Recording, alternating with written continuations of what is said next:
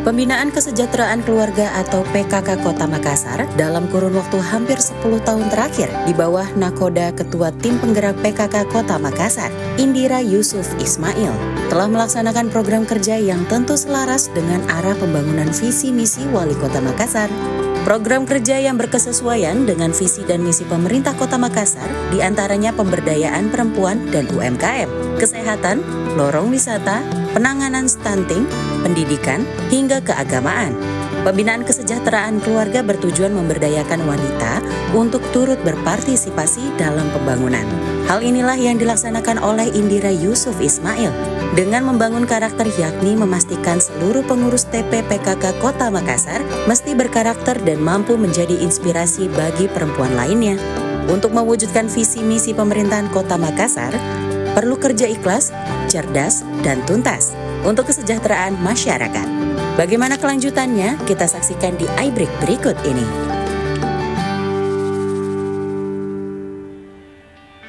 Halo pemirsa, apa kabar? Berjumpa lagi bersama dengan saya Kiki Cahya dalam iBreak.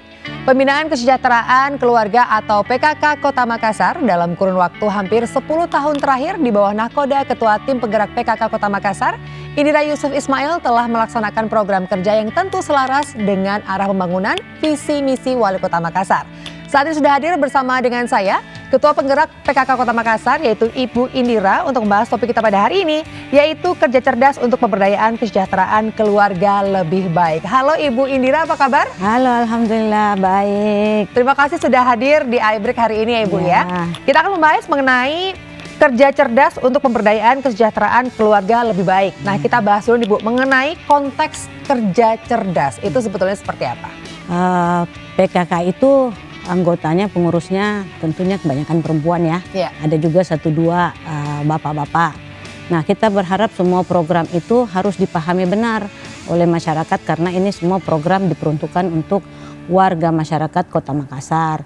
Kalau dia cerdas, dia paham programnya, insya Allah kami dari PKK yang turun menghayo-hayo lebih gampang mengimplementasikannya kepada masyarakat kota, dan harus kerjanya itu mereka harus paham, jadi harus kerja cerdas, kerja ikhlas, harus ikhlas supaya dalam mengerjakannya enjoy, senang, terus, dan kita berharap hasilnya tentu tuntas, setiap kita turun itu tuntas. Jadi biasanya kami di Kota Makassar itu kalau ibu-ibu PKK udah turun, insya Allah masalahnya selesai. Amin. Gitu ceritanya. Jadi kerja cerdas, ikhlas, tuntas gitu ya Bu ya.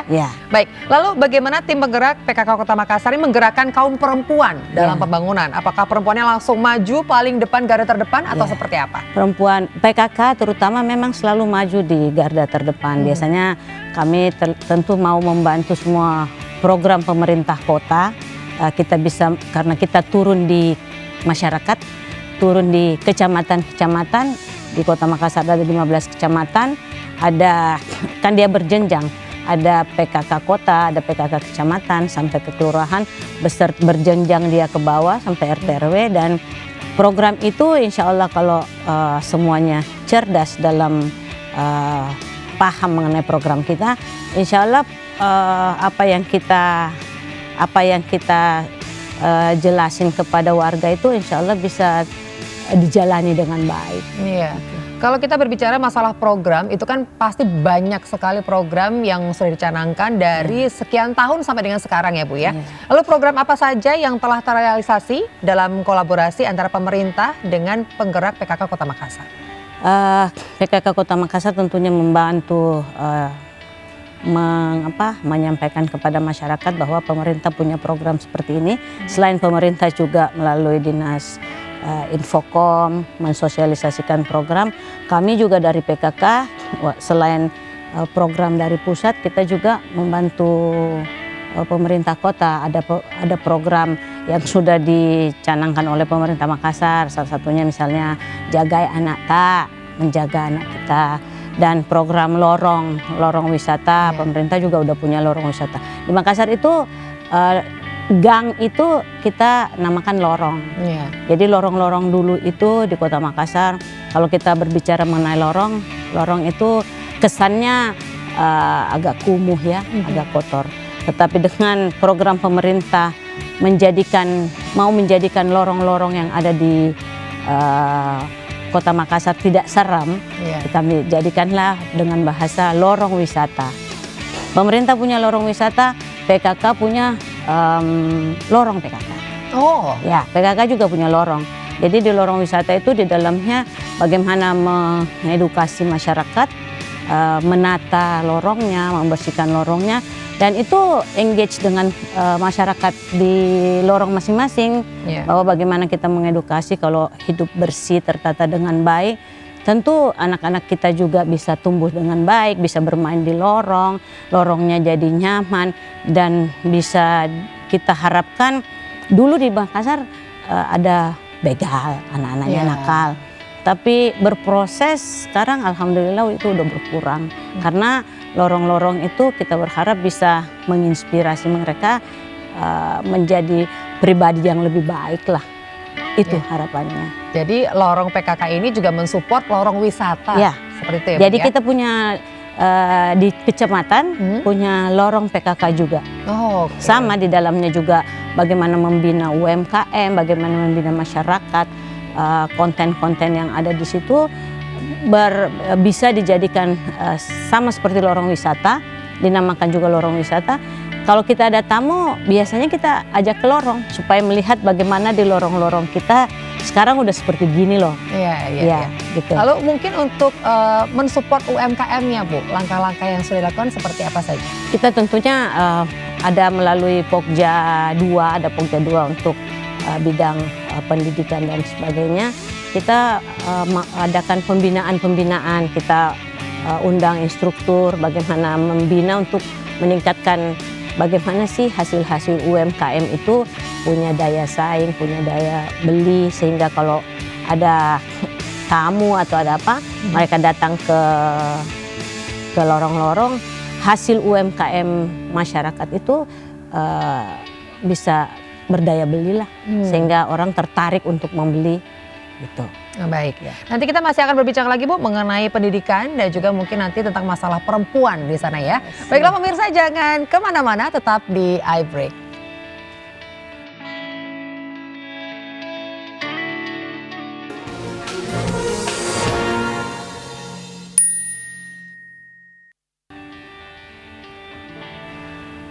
Kembali lagi di iBreak, kita masih membahas mengenai kerja cerdas untuk pemberdayaan kesejahteraan keluarga lebih baik. Ibu Indira, tadi kita sempat membahas mengenai garis besarnya Ibu ya, kerja cerdas itu seperti apa. Nah sekarang ini saya sempat membaca dan juga mendengar bahwa ada program dari PKK di sana adalah Gerakan Pangan Murah. Nah itu seperti apa Ibu, bisa dijelaskan?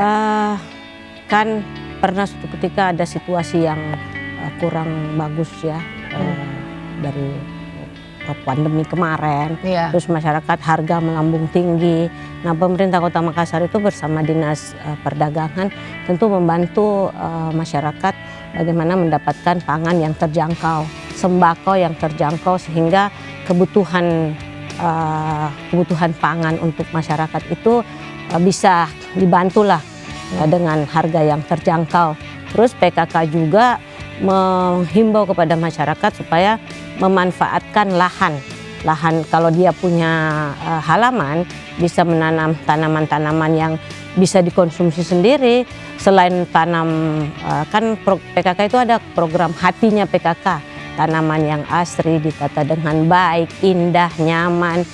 Pemilihan tanamannya ada tanaman toga seperti untuk obat-obatan. Jadi lebih membantulah kepada masyarakat kita. Jadi ada pembagian bibit juga dibantu oleh pemerintah. Kemarin itu dibagikan bibit cabai, bibit bawang juga ditanam di halaman-halaman. Nah hasilnya itu kan selain bisa dikonsumsi, diharapkan bisa dijual juga, dan itu bisa membantu ekonomi keluarga. Alhamdulillah kemarin itu dengan program cabai itu bisa menekan inflasi yang ada di Kota Makassar. Alhamdulillah. Kan sempat tuh harga cabai tinggi banget, tapi alhamdulillah di Makassar alhamdulillah sukses untuk program tanam cabai itu, dan kita panen sama-sama. Ya, itu sangat menyenangkan. Bisa jadi percontohan untuk wilayah lain juga ya Bu ya. Insya Lalu Allah bisa. tadi untuk pangan sudah terpenuhi. Lalu kita berbincang mengenai pendidikan, Bu. Nah, ini kita juga ingin tahu upaya yang telah dilaksanakan dalam meningkatkan kualitas pendidikan di sana seperti apa saja, Bu? Program pemerintah itu kan maunya semua anak harus sekolah. Semua anak harus sekolah, dan kalau dari kami PKK, saya juga selaku Bunda PAUD Kota Makassar mengusulkan kepada pemerintah untuk menyediakan sarana prasarana dan fasilitas sekolah, terutama kita memulai dari pendidikan dasar. Kita sudah mengusulkan dan sudah merencanakan untuk membangun sekolah PAUD yang berstandar.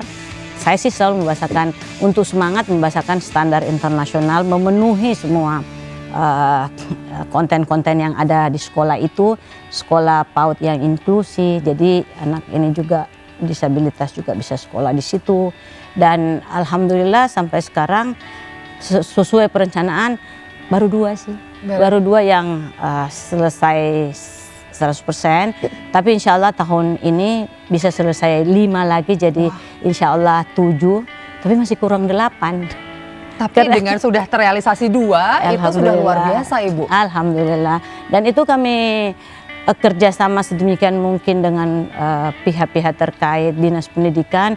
Kita mau mengisi semua sarana dan fasilitas pendidikan yang ada di situ. Tentunya kami selalu ingin mempersembahkan yang terbaik. Baik, jadi untuk targetnya tahun ini akan ditambahkan lagi 5 PAUD ya. Sebagai Ya, 5. Bunda PAUD nih, Bu ya, akan ditambahkan lagi 5 PAUD. Ya. Dan ini semoga terlaksana Amin. sebelum akhir tahun. Insya Allah. Amin. Harus ya. selesai, harus tuntas. Harus. Nah, kalau sebagai perempuannya, Bu, perempuan atau ibu dalam keluarga, ini adalah sebagai sekolah pertama bagi Ya, anak. madrasah. Nah, kalau kita berbicara mengenai keimanan, nah ini bagaimana penguatan keimanan anak-anak, sedangkan ibu-ibu ini juga menjadi garda terdepan juga untuk penguatan keimanannya. Kalau di PKK itu ada Pokja 1 yang untuk masalah keagamaan. Tentunya semua harus mulai dari rumah. Ibu adalah madrasah pertama dari rumah. Harusnya sih sebelum keluar, misalnya sekarang ibu-ibu nih banyak yang berorganisasi ya di PKK.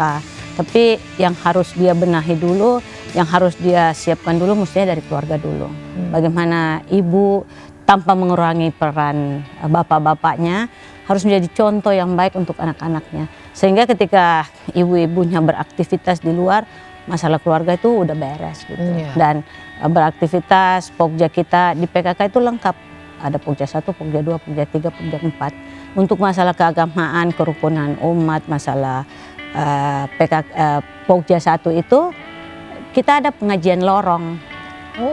Pengajian lorong itu biasanya sih sebulan sekali. Di situ kumpul masyarakat, mereka urun-urunan, bawa konsumsi masing-masing. Jadi semangat kekeluargaannya dapat, bersilaturahmi dapat, untuk keimanannya juga dapat. Alhamdulillah itu sudah berjalan. Pembinaan kalau untuk di masyarakat juga itu kita ada pembinaan mengkafani jenazah, memandikan jenazah, sampai segitu-gitunya kita pikirkan. Jadi kita juga dari PKK membagi misalnya untuk alat mandi, bukan alat mandinya sih, tempat mandi jenazah, penutup mayat. Kita usahain apa yang bisa kita bantukan kepada masyarakat, tentunya kita bantu. Sampai hal sedetail itu ya, Bu ya? Dari hidup insya Allah sampai Iya. Baik.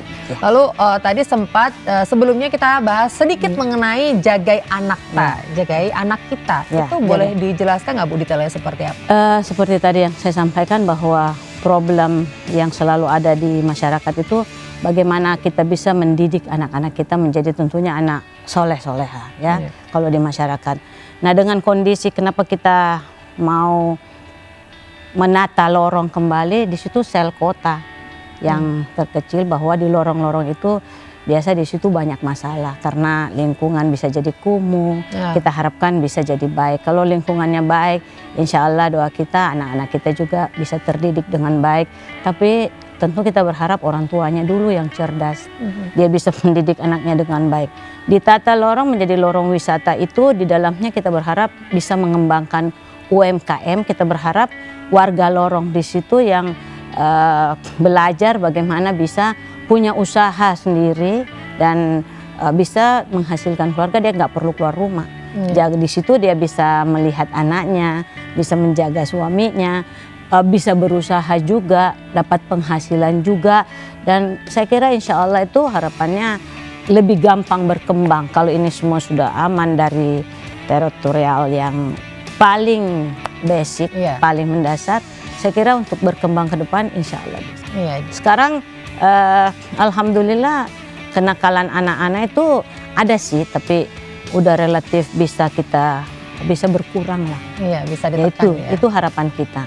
Alhamdulillah itu bisa jalan. Kalau tertata dengan baik, itu saya kira bisa men-trigger kita menjadi lebih baik tentunya. Baik ya. Jadi akan terus ada perbaikan-perbaikan untuk setiap programnya ya Bu ya? Harus. Dari semua yang Ibu sampaikan mungkin kalau diminta untuk memilih salah satu program yang paling utama itu yang paling diandalkan yang mana Bu? Semuanya sih tentunya karena PKK itu program pembinaan kesejahteraan keluarga, tentunya dari keluarga dulu. Jadi kita mau semua harus cerdas karena Makassar tentu kita branding juga menjadi kota cerdas, dimulai dari komponen terkecil yaitu keluarga. Harus punya ketahanan keluarga, resilient terhadap semua.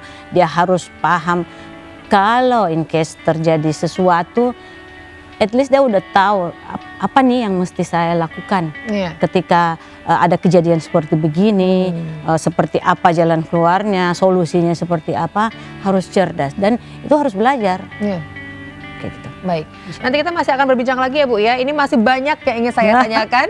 Jadi pemirsa jangan kemana-mana, tetap di iBreak.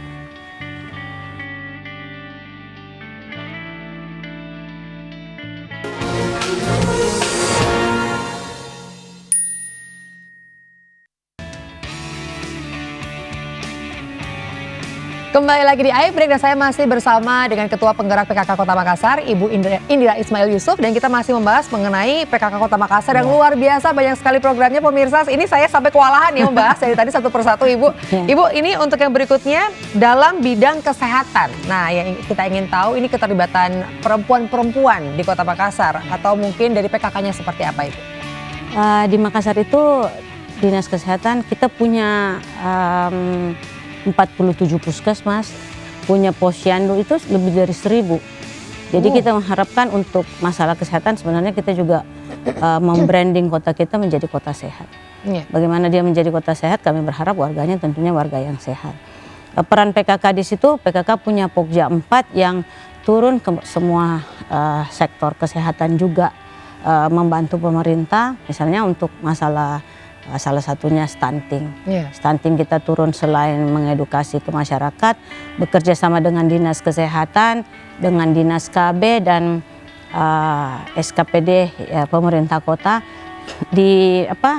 dikeroyok bagaimana anak-anak ini bisa kita bagi, mengedukasi tentunya orang tuanya dulu. Kenapa banyak sih keterkaitan di dalamnya.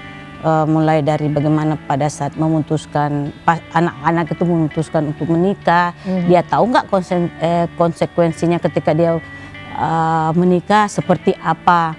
Suatu ketika insya Allah dia mau punya anak, dia hamil, terus kandungannya harus baik sehingga tentunya harapannya melahirkan anak yang sehat. Dan fasilitas-fasilitas itu sebenarnya misalnya kalau untuk masyarakat di setiap puskesmas itu sebenarnya banyak fasilitas-fasilitas yang mereka bisa datang ke puskesmas untuk apakah dia konsultasi, apakah dia memeriksakan kandungan dan itu semua gratis. Tinggal kami juga dari PKK tentunya menginformasikan kepada warga bahwa datanglah ke tempat-tempat di mana bisa dapat informasinya, seperti apa kandungan yang sehat, seperti apa makanan gizi yang sehat. Dan untuk stunting, PKK punya dapur ceria. Dapur ceria? Ya, dapur gizi. Oh, dapur gizi. Ya, dapur gizi supaya kita meramu seperti apa sih yang akan kita berikan kepada anak-anak kita, komposisi gizinya seperti apa, dan dokter gizi kita berfungsi di situ untuk mengkonsultasikan. Kan kalau anak stunting itu ada mesti dikasih makan telur katanya. Saya bilang barangkali ada makanan lain, sayur-sayuran atau buah-buahan sehingga membantu anak yang sudah terdeteksi stunting bisa tentunya kita harapkan sih bisa jadi sehat ya, bisa jadi tidak tidak stunting lagi. Tapi itu upaya-upaya itu alhamdulillah masih terus bergulir. Insya Allah harapan kita tidak akan ada lagi anak stunting yang lahir. Gitu. Tadi juga Ibu sempat sebutkan dapur gizi, tapi betul juga Bu, dapur ceria. Jadi anak-anaknya menjadi ceria karena sudah terbebas dari stunting juga. Disampaikan gitu ya, Bu, ya. Itu masih berlangsung sampai sekarang ya? Iya masih. Dan semuanya apa yang sudah kita lakukan tentunya selalu kita evaluasi, selalu harus ada penyempurnaan ke depannya, karena kita berharap apapun kejadian-kejadian di masyarakat bisa ada jalan keluarnya, bisa mereka dan bebas kok.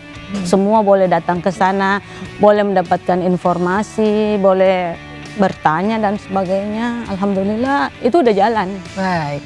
Lalu untuk program ini Bu, sanitasi dan juga air bersih. Di sana apakah sudah oke, semuanya sudah 100% tercover atau masih perlu ruang pengembangan? Ada juga sih yang belum. Masalah air kan itu masalah yang sangat penting ya. Itu kebutuhan dasar kita.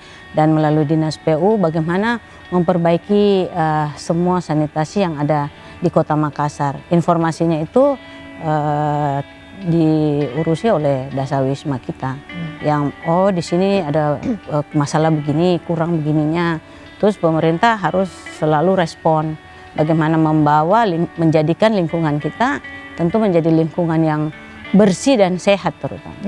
Jadi alhamdulillah sekarang semua ongoing dan tentunya kita selalu ada penyempurnaan. Baik. Insya Allah. Jadi ini dari semua aspek ini sepertinya sudah saya tanyakan, tapi memang sudah tercover dengan insya Allah sempurna juga ya Bu ya. Lalu untuk yang berikutnya, untuk mitigasi bencana kan kita juga inginnya semuanya aman-aman saja, tapi kita harus tetap bersiap untuk mitigasi bencana. Lalu pencanangan di sana seperti apa Bu? Terakhir ini di Makassar ada beberapa bencana kebakaran. Semestinya sih masyarakat sudah harus tahu mencegah jangan terjadi bencana. Jadi kalau khusus masalah kebakaran, Dinas Kebakaran itu sudah membuat terobosan bagaimana mengedukasi warga kalau tidak diminta-minta kejadian. Apa yang mesti dilakukan, seperti apa sebelum datang bantuan dari Dinas Kebakaran, apa yang dilakukan dulu oleh masyarakat, sehingga tentunya diharapkan bencana itu tidak semakin besar. Sama juga bencana-bencana lain sih, semua harus tanggap terhadap situasi-situasi begitu, karena bencana kan kita tidak pernah harapkan datang, tapi in case sekali waktu kejadian juga. Jadi masyarakat harus diedukasi bahwa kalau situasinya seperti begini harus tahu at least pertolongan pertama pada situasi bencana kalau itu kejadian. Baik. Lalu untuk bidang yang mungkin sedikit sensitif Bu, untuk kasus-kasus KDRT yang ini kan di semua wilayah juga pasti ada ya Bu ya. Tapi kita juga ingin tahu bagaimana di wilayah Kota Makassar sendiri penanggulangannya untuk anak-anak dan juga perempuan yang mengalami kasus seperti itu. Kan biasanya KDRT itu banyakkan perempuan ya. Dan kita juga di Kota Makassar, di pemerintah kota punya dinas pemberdayaan perempuan. Pemberdayaan perempuan dengan inovasi-inovasi yang ada, udah punya shelter di mana ada bisa datang mengadukan persoalannya, bisa di situ juga ada psikolognya yang bisa menyampaikan seperti ini. Dan pada intinya memang kita harus cerdas. Kalau kita cerdas, kita tahu apa yang mesti kita lakukan, kita tahu ketika misalnya kejadian hal kita harapkan tidak terjadi. Nah, biasanya kan kalau masalah-masalah rumah tangga sih pasti ada ya. Tapi dengan semua yang ada yang sudah dilakukan oleh pemerintah Kota Makassar, bagi saya itu sangat luar biasa. Dan kami juga dari PKK selalu itu, yang jelas selalu ada edukasi. Bagaimana perempuan-perempuan itu memberdayakan dirinya. Dan yang paling penting adalah memberdayakan keluarganya dulu deh. Kalau semua memberdayakan dirinya untuk keluarganya, menjadi keluarga, ketahanan keluarganya dapat, saya kira persoalan-persoalan itu bisa kita reduce, bisa kita bisa kita kurangi lah, insya Allah. Lalu berikutnya Bu, yang Ibu tekankan kepada pengurus PKK agar selalu kompak dan juga bersinergi dengan pemerintah kota, ini seperti apa? Ya saya selalu sederhana saja. Kerjakanlah sesuatu itu dengan ikhlas, kerjakanlah sesuatu itu dengan bahagia, sehingga kita dalam mengerjakan dengan hati yang enak, saya kira persoalan-persoalan yang ada itu pasti ada jalan keluarnya. Dan itu yang saya selalu sampaikan kepada ibu-ibu, sehingga alhamdulillah saya sangat bangga dengan pengurus PKK saya di Kota Makassar yang sangat luar biasa, sangat berdedikasi, dan kalau saya apapun ibu PKK saya turun pasti semuanya insya Allah beres. Amin. Ya, insya Allah beres. Even saya nggak ada di kota, semua program yang kita sudah susun bersama itu jalan dan on track. Wah, luar Ya, biasa. alhamdulillah. Jadi mungkin sekarang sedang menyaksikan juga ya Bu ya. Ya. Baik, Ibu yang pasti kerja cerdas, Kerja ikhlas, tuntas. Baik, harus tuntas. Ibu Indira terima kasih sudah sharing. Salam untuk teman-teman di sana di Kota Ya. Makassar dan sukses terus untuk semua programnya. Amin. Baiklah pemirsa, akhirnya saya Kiki Cahaya pamit. Terima kasih dan sampai jumpa.